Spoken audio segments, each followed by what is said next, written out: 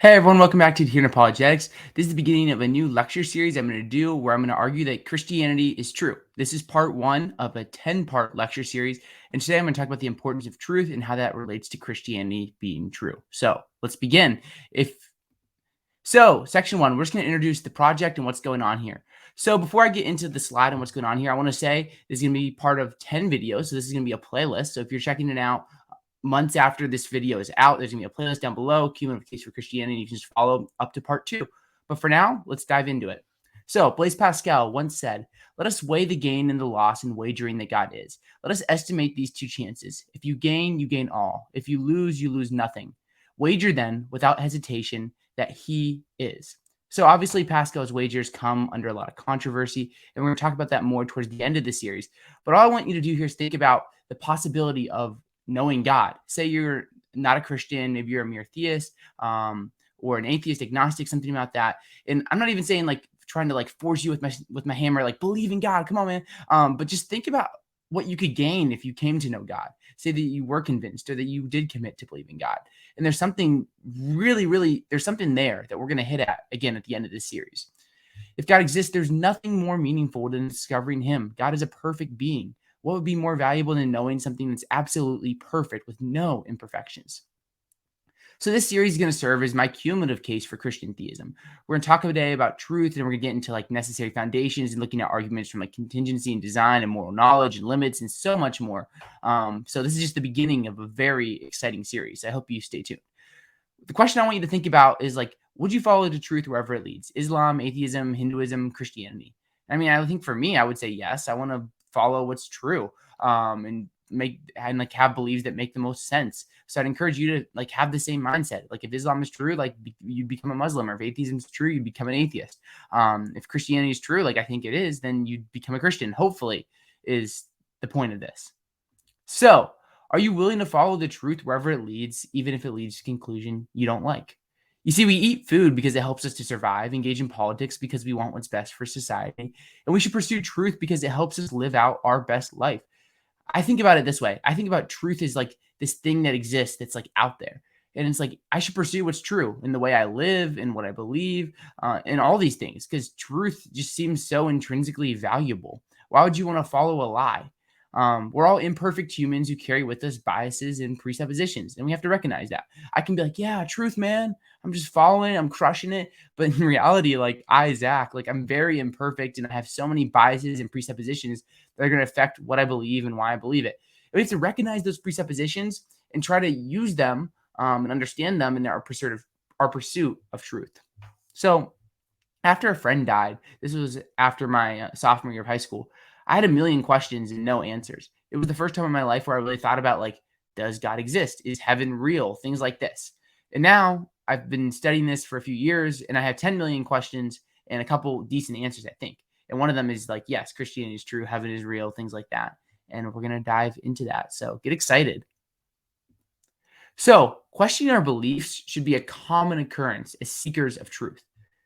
Why would you someone, I'm pretty sure it's Socrates, don't like be like, oh, this guy's so uncultured, but someone said like the unexamined life is not worth living, one of those famous ancient Greek philosophers. And yeah, I mean he's totally right. Like we should be questioning our beliefs and examining them and thinking about things and reflecting on our beliefs and reading challenging works. Like I try to always be reading something that I disagree with. So right now I'm reading, I believe his name is Paulo Freire, which is a really interesting read. It's about like the philosophy of education and stuff like that. So should we believe in God? Who is Jesus? Can we say there's evidence for God? These are questions that I'm really going to push throughout this lecture series as I try to provide arguments to show that, yeah, God exists. Yeah, Jesus rose from the dead. And yeah, there's evidence for God. And this means that like we should be willing to follow the evidence wherever it leads, even if it leads to conclusion we don't like. So all things being said, I'd encourage you, if you've gotten this far, that you are a truth seeker, you're on board with following truth wherever it leads. And yeah, let's go pursue truth. So section 2, what we're going to address now is the question of like, what is truth? We talked about why it matters, but what actually is truth?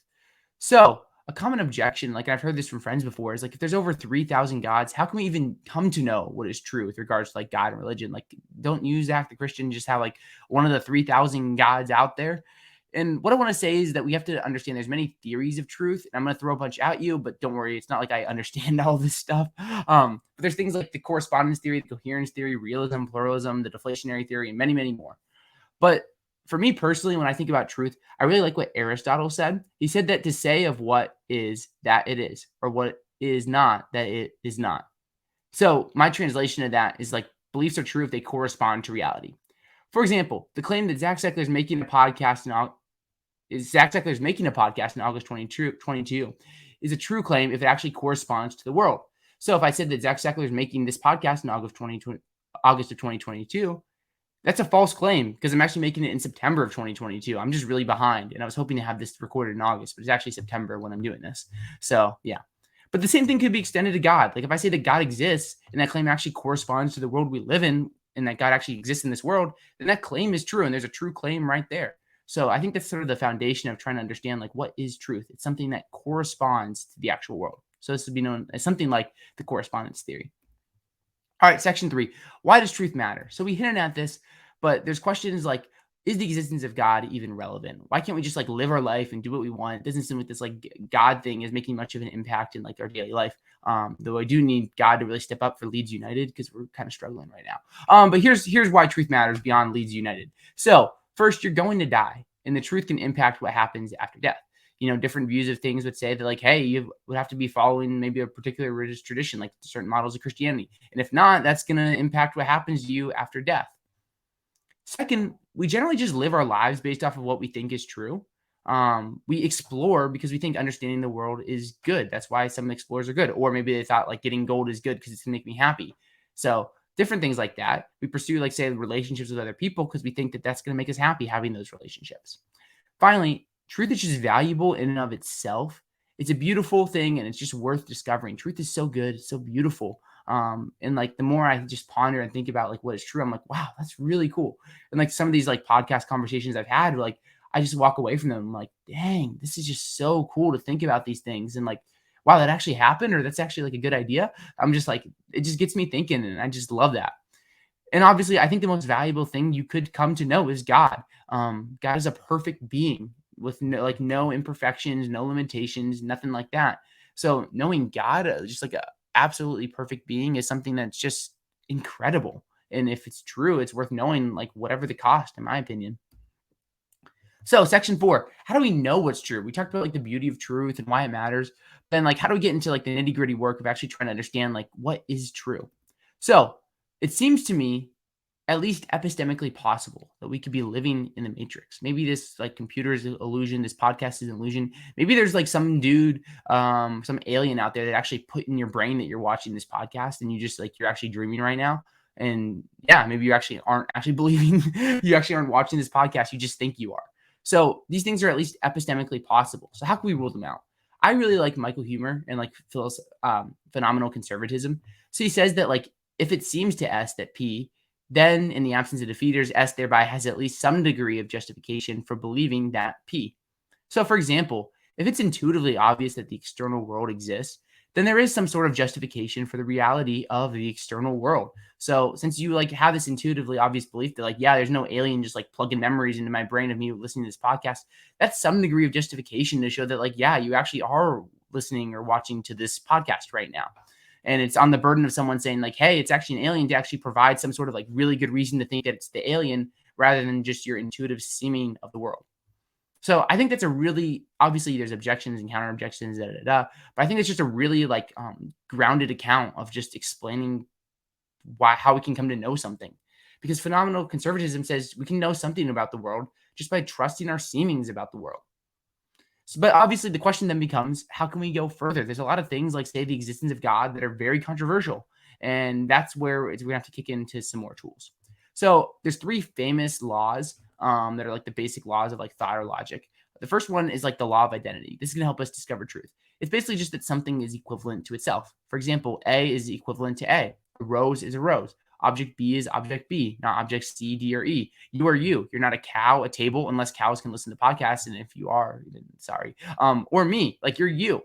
And this applies to God. We can just say that like God is God.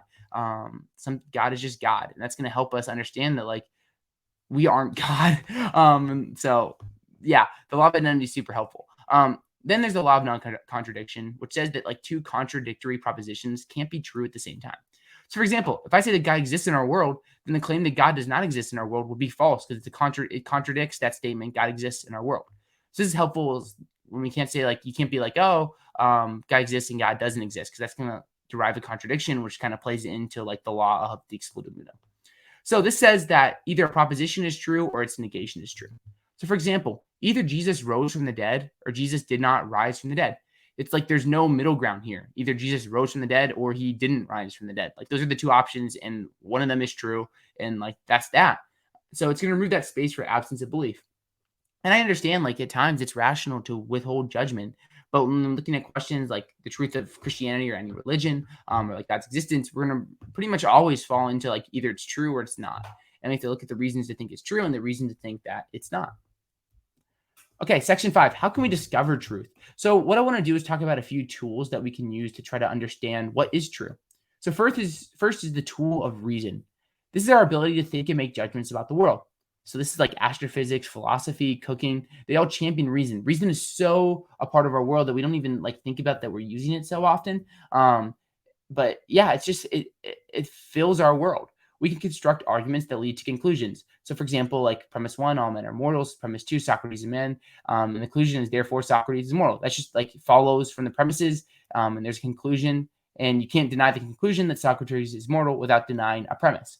So you can just use like logical arguments to argue. You can use evidential arguments. And then we're also just like thinking about things like in our daily life. Like I don't think anyone's like cooking up syllogisms to try to figure out how to make like apple pie. But we can think about like, hey, and make judgments about, hey, if I put too much sugar in it, then ooh, that's not going to be good for this apple pie. We don't just kind of like throw things together and see what happens. We're using reason when we cook or do other things. So arguments are an important part of reason, but they're not like all encompassing the only thing that comes to reason. And obviously, if, like for the relevance of this, you can like make arguments that are going to lead to the conclusion that like God exists or God does not exist, and that's the relevance in this lecture series. Okay, second is the tool of experience. So you are a conscious agent who can perceive the world and make foundational judgments, such as the reality of the external world. So this is similar to like phenomenal conservatism, where like you are you and you have your own life experiences. Like I can't step into your shoes and know exactly what's going on in your life. Like your experiences are going to impact who you are. And our intuitions about the world play a powerful part in our understanding of the world. Intuitions can just play a role in our belief in God. Or maybe you say, like, I just intuitively, like, I just don't feel God. I don't think there's any reason to believe in God. And those intuitions are valuable because it helps us kind of like lay a foundational layer of like what you think about the world. So your intuitions and your experiences are super, super important because it's going to help form and make our judgments. And if you deny the reality of like your experiences and forming beliefs, I just say be careful because they do play an important role in your beliefs. And even if you think that you've totally avoided experiences from your like rational judgments, then that's a warning that you may have fallen a little bit too biased, maybe. So the third tool is the tool of science. So science is a powerful tool that's led to many discoveries. Obviously, we could talk about the scientific method and things like the Big Bang or the details of life. Science is so important, and it's a great tool to help us understand like the natural world. And scientific discoveries have also been used to build cases for and against God. I'm going to use science a little bit throughout this series, but I'm just not an expert, so I try to like stay away from it because I'm just like, hey, there's really a lot of mystery. And when I do science, I'm going to say like, hey, this is what it seems like, but obviously, I could be wrong. I'm just not a scientist. Okay, so section 6, is science the only way to truth? So a lot of people, especially online, will talk about a view like scientism. This is the idea that only through the tools of science can truth be discovered. People will say something like the explanation goes no deeper than that of the natural sciences, which is a different view than naturalism. So like explaining things like consciousness or morality or things like this under like a scientific view of the world, it's really those explanations are no deeper than like the physics and chemistry and things like that. So I think that there's many problems with this view, and a lot of people do as well. But if you're going to say like only through science can we discover truth, and this is like saying not that science is the best tool, but that science is the only tool. That's self-defeating because it's going to rely on philosophical presumptions. You can't just like go like study more chemistry and come up to the conclusion that scientism is true. That just can't happen. It has to be done through philosophy. And if you have to use philosophy, then scientism is false because that's another method through which truth can be discovered. And in premise 2, like Proponents of scientism are going to have to rely on experiences such as like the reality of the external world. They can't be proven through science. You can't prove through chemistry or physics that you're not some like brain in a vat. Like there's nothing in science. There's no scientific tool that can help you do that. So yeah, that's some problems with scientism. Is it's self-defeating, and then you're gonna have to rely on other tools like experiences, which can't be like scientifically proven. Okay, then. So I wanted to add this. This is like soft scientism. So it'll say something like scientific certainty or near certainty is required to accept a proposition. It's similar to the idea of like in the absence of extraordinary evidence, we should not claim that God exists according to a view like this. So what I'm thinking about when I'm talking about soft scientism is kind of the view that like if we want to say that God exists, we really need like some sort of like groundbreaking discovery in like chemistry or physics or something like that to conclude that God exists. And what I want to say is like that if this view holds, one problem is that we're going to be thrown into solipsism because we have no way of verifying the reality of other minds. You cannot have access to another person's mental states. So if you think about like someone else's consciousness, like think about like maybe like your mom or your partner or something like this, you don't have access to their mental states. You can point to all the brain states you want, but those aren't their mental states, like this like phenomena of consciousness. That's just that. So if you're going to say that only through science we can accept certain like big claims or something like this, then like there's no good reason to think that like other people are conscious because like where's the scientific study? Like where's the chemistry pointing to like the existence of that consciousness? And again, like we'd have to do that distinction where you say, well, there's the brain states and they cause the mental states. Well, like, well, there's the problem right there is like you have the brain states, but you don't have the mental states. And we could get in all kinds of different arguments about like consciousness and things like this. But to me, like this is a really big problem. Like if you're going to be a hold a soft scientism and really push that like for God, we need some like groundbreaking discovery in like chemistry or physics like this. One of the things I'm going to do is probably push back and say like, where's that same exact discovery for other people's like conscious experience? So that's kind of one of the problems I see with soft scientism is that right there. Then I also think that like this doesn't mean like the theist doesn't have to do anything. So I think that the theist is still going to have to provide evidence, but not near certainty, to show that like God exists. My task is to show that the existence of God is more reasonable than the non-existence of God. So anytime I do like a debate or anything like this, I try to like hold like two criteria: simplicity and explanatory power. I'm going to say which view of things is going to be like a more simpler view and which view explains more of the data. I want to do the same thing with God. I'm not going to say like there's some like bulletproof case that God exists and we can pack up and go home. Like if you're hoping for that in this series, you're gonna be in for a long ride. But I do think like as the theist, like it's my job to show like, yeah, there's really good reason to think God exists based off these certain observations. And then yeah, like I think theism's a very simple view.